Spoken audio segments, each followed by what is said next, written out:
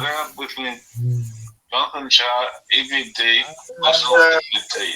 Today we'll be talking about the NDIS and the participants and how it's changed our journey. That's right, David. Thank you, everyone. Please like and share, and also feel free to comment. Share your journey along with us. Hello, everyone. Welcome to CripChat, your weekly podcast on everything disability. So, my question to you, David, tell us a bit about yourself and how the NDIS has impacted your day-to-day life. Well, before the NDIS, it was very lonely and it was very hard to do things. I found it hard to get things done. People weren't there to help. They were there to help, but to a certain limit. Now, NDIS, I used to travel, I used to do things by myself, but all by myself. Now the NDIS is here, I've got someone with me the whole time, most of the time. That's great. Everything's more safe. It's all about safety. Now, Jonathan, tell us a bit about your journey. So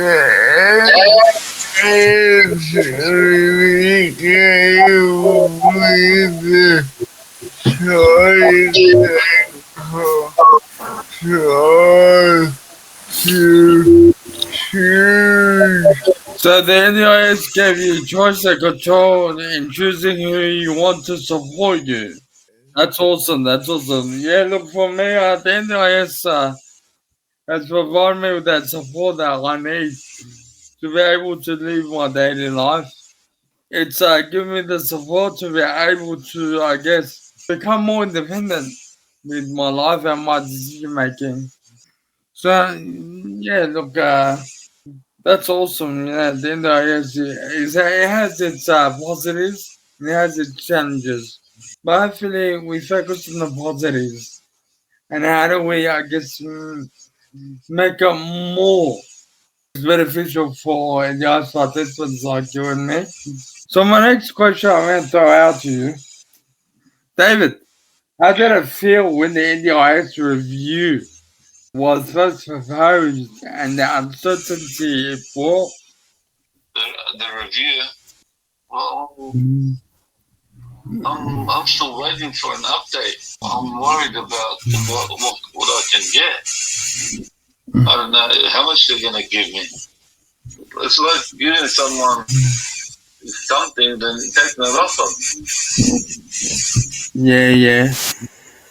Yeah, look, for me, the NDIS review, when it first came out, I was a bit worried. Regarding the changes that were gonna, I guess, be proposed, and it would affect my ability to, I guess, live my daily life. I guess for me, yeah, the review was designed to improve, the process of the NDIS. It's far from that. It's not a perfect system, but hopefully it will get there. So it's just got to be patient work. We as a community must come together and work towards making the NDIS more accessible and more easier for us to, I guess, use. Because it's all about the people with disability. So help them live the life they choose. So my next question, David, how does being an NDIS participant enable you to live an independent life? Well, it allows me to be able to get things done and be able to put things in place where I can do things for myself. I have them. So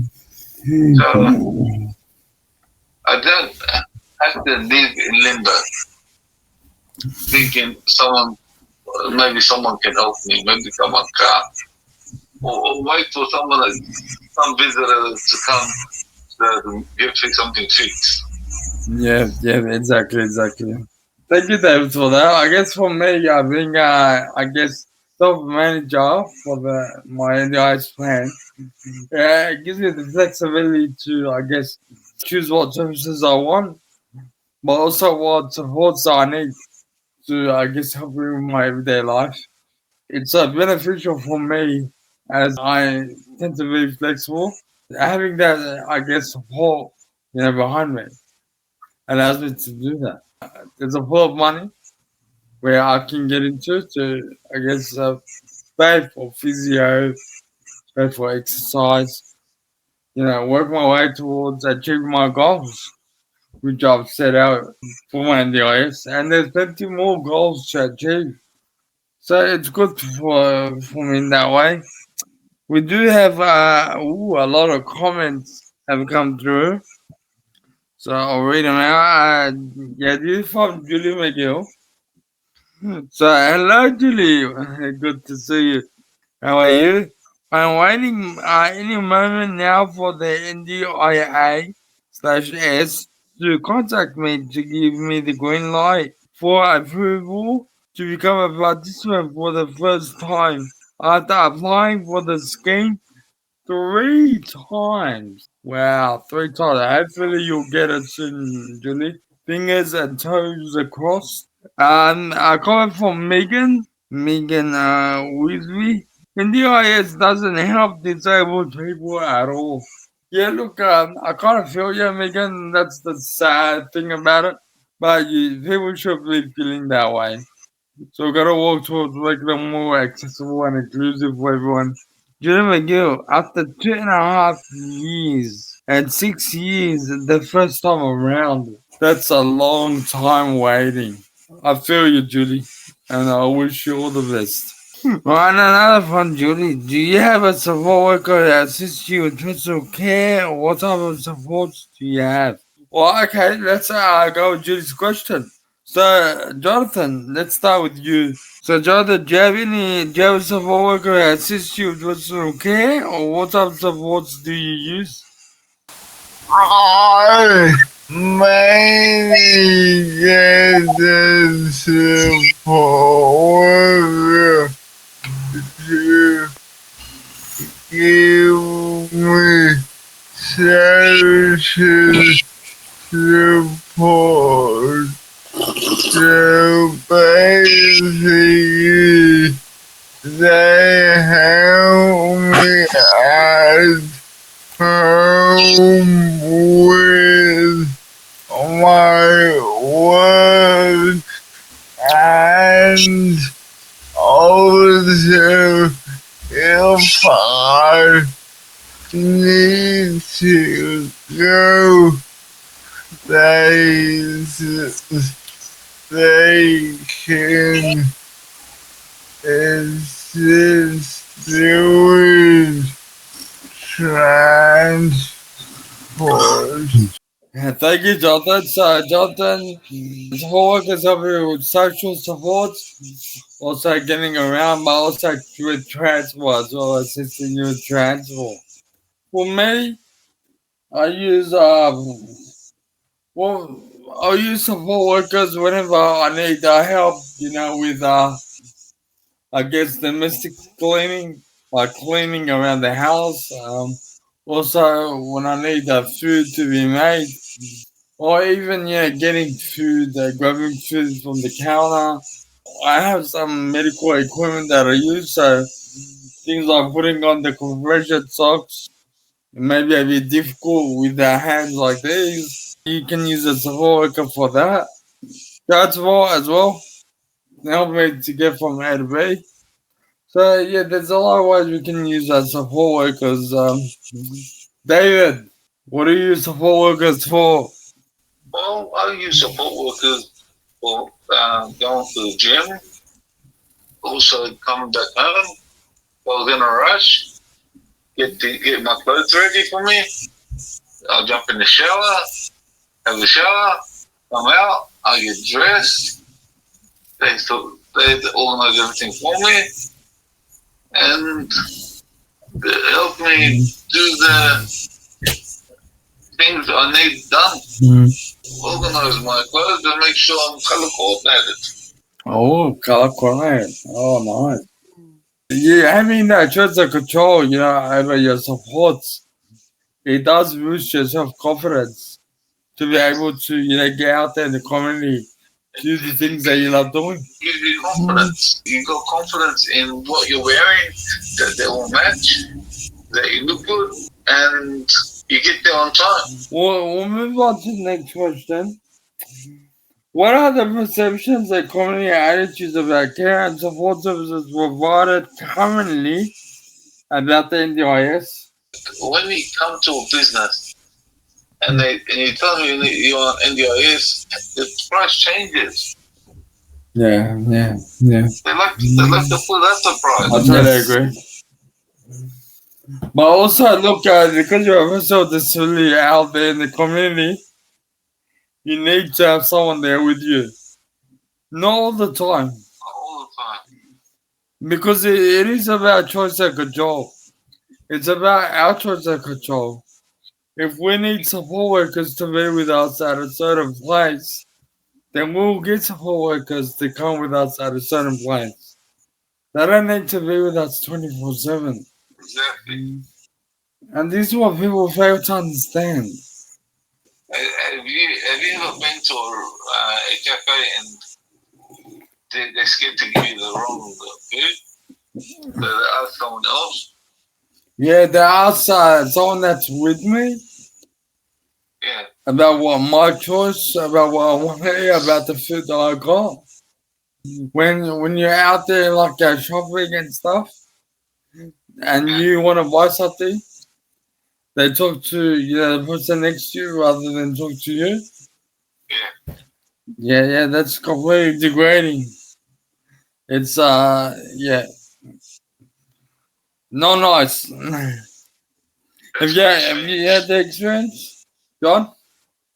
When I tried to walk around, people asked me, where is your care? Yeah, so when you're walking alone, people ask John, where's your care? Yeah. It's some people ask me where's my care. People ask me where's my care. Like they control the joystick on my barrel chair. I can't control the joystick. I need someone to control it for me. It's good education, and that's what they need. Of course, it's all about the education. Thank you, John. Thank you, David. So, at the moment, there is uncertainty about what services the NDIS will cover. So, how does ableist attitudes influence decisions about what supports will be covered by the NDIS into the future? People can do things by themselves. Some people can. Some people can't. Yeah. But you can't just put people in a group. Everyone's an individual. Yeah. So that's what. When you're going to put someone in a group, that's when not everyone gets the right support. Because everyone's got a different talent. Not everyone is able to do things like the other person. Yep, exactly. Everyone is separate. So you can't judge another person's ability according to a different person's ability. Spot on. No, I agree with you, David. Look, sometimes the ableist attitudes limit, our choice and control. People, assume that, we're limited. We are disabled. For example, Ibby, not every blind person can see. Yep. Not every blind person can see nothing. Yep. Not every blind person has the same vision. Yep. Everyone's an individual. I might be able to see nothing, but a lot of people can see tunnel vision. Some people can see peripheral vision. Some people can see everything, but not to detail. Exactly. No, it's spot on with that.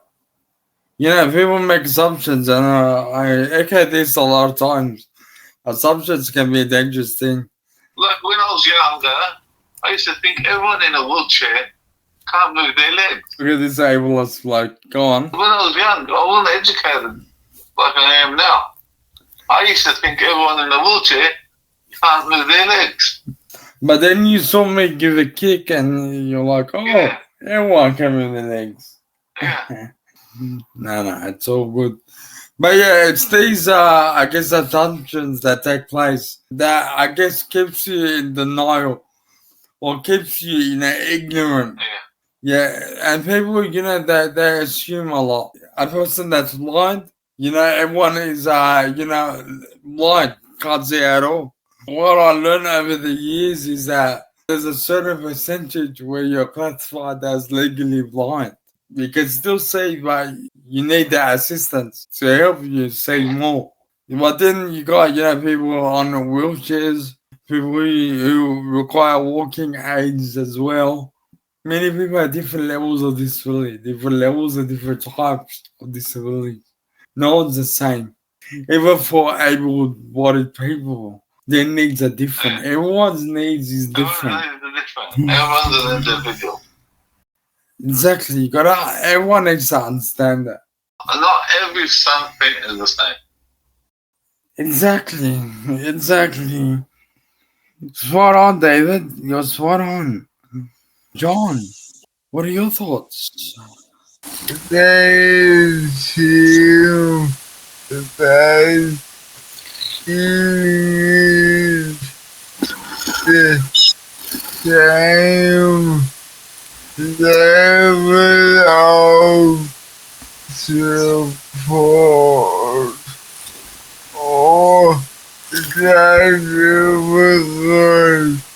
you have cerebral palsy, your needs are the same as another person. Yep, yeah, and I've learned that throughout the years, different people have different levels of support around them.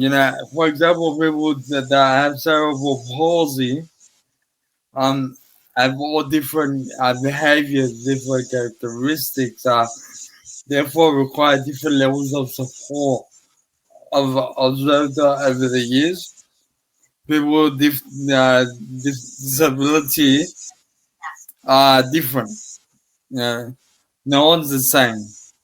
Everyone is an individual, as David said, and everyone has different levels of support that they need. People need to understand that. Why can't people understand that? That's the question. So we'll move on to the next question. So how do sensationalist media articles about misuse of NDIS funds shape community attitudes towards people with disabilities? After they hear about it, they reckon we're ripping that off too. The NDIS. And they're asking us how much do we make. So seriously, man.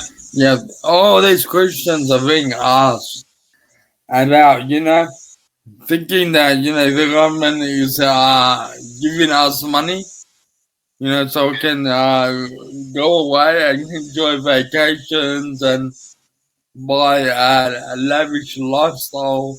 That's not the case. The money is there to support us with our needs. Not our wants, but our needs. And often we don't actually get the dollar of the fund in our account. We use them to pay for support. Exactly. And look, we get audited as well. So you can't just misuse the NDIS for, I guess, your personal gain. If you want to get rich, get yourself a job, work hard for it. And hopefully, I guess that way we'll say good on ya. You've done well. But the NDIS is there to help you with your everyday life, to support you with your everyday life, to support you in the workplace, to support you with your needs, but also to help you achieve your goals as well. So build your capacity to perform. Thank you for that, John. Thank you for that, David. All right, now we'll move on to the next question. So, as the NDIS reform process created a platform for increased ableism and vitriol against people with disabilities. The NDIS reform process has created a platform for increased ableism for people with disabilities. It's actually given them fuel to know that people are disabled and they're given help from the government. Yep. Like a one-way ticket. It's like it's their tax money and it's coming on the disabled. We're lucky people, as people say, we're lucky. We're getting help from the government. Yeah. They say us as lucky people, David. How are we lucky? We're not lucky. We're trying to live independent lives just like everybody else. We're lucky in this country and not in another. We shouldn't be estranged from society. We shouldn't be marginalized from others that live around us. Because there's a pool of money there to support us. That just shows that, we're not capable of doing these things. We're not capable of getting jobs. We're not capable of, entering relationships. We're not capable of doing this and that, being independent for ourselves. Because we've got the government, patting our heads and feeding us doggy biscuits. Telling us how to live our lives. Is that what people are saying, Dave? Yeah. That's so nice. It's not the NDIS that's controlling our life. It's supporting our life. That's what it should be about. They should be there to support us. Yeah. Not to make people think less of us. Yeah. We're just like everybody else in the colony. So look, we'll move on to the next question. The final question. So how does it feel like as an NDIS participant to have how you choose to use your NDIS plan be under intense public scrutiny?